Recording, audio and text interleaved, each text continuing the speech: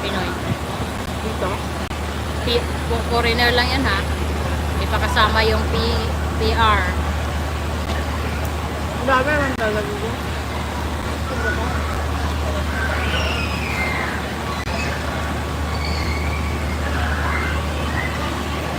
Lalo kung inangkok.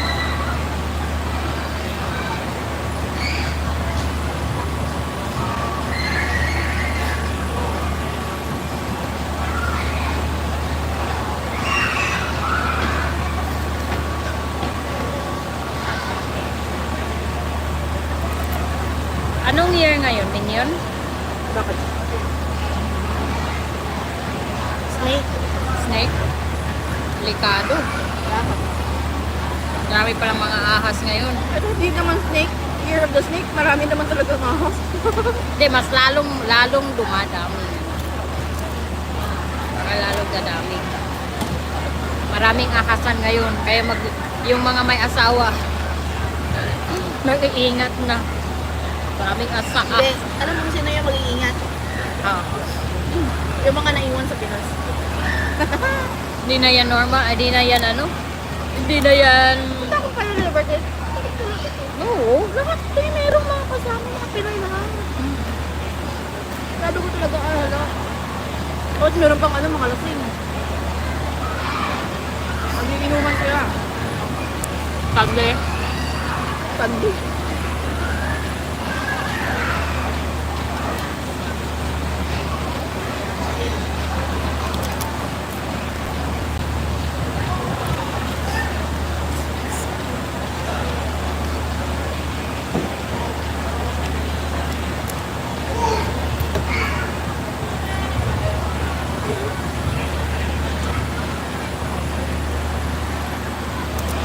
Paano kaya kung magkakaroon ako ng maraming anak pero puro lalaki? Like, kahit 3 lang. No?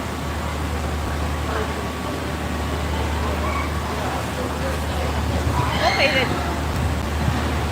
Pero, Tapos lahat sila malalambing sa akin. okay rin. I mean, pag like mga bata pa lang, susukan kayo. Pero pag makina, Tapos lahat sila malalambing sa akin. Pag nagkakasakit ako, nandyan sila. Parents ko yata yun, oh. Nakaitom doon, oh. Nakaitim. Ay, hindi pala. Naka-wheelchair. Mukha kasi. Diba? Tapos mga ano sila, mga close to each other pa sila.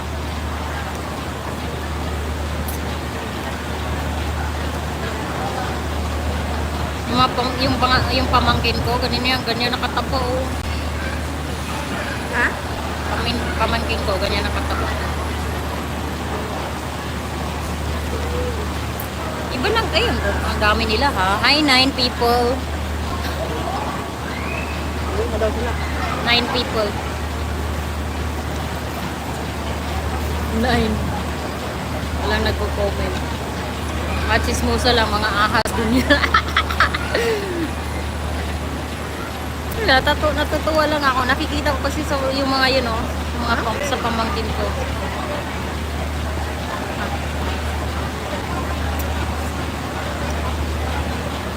Mga malalambing din.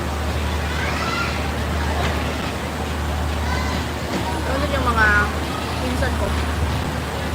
Sa pamilya ko namin, more on lalaki kasi babae. Like, sa family niya, sa side ng family ni nanay. Parang, merong 2 or isa babae lang. Kada, pamilya. At sa amin, 2 lang kami. Sa isa akong tita isa. Sa isa akong tita isa. Tapos lalaki. Yung sunod na. Yung isa akong pinsan. Isa lang mag-isa. Babae. Pero at least kayo, yung close. Kasi magkakalapit kayo eh. Oo. Kaya kung saan talaga malapit ka, yun talaga yung mga close. Kasi sa side naman dali dati, matatanda na to. Nasa 40 na. Kahit kasi nag-asawa sa atin.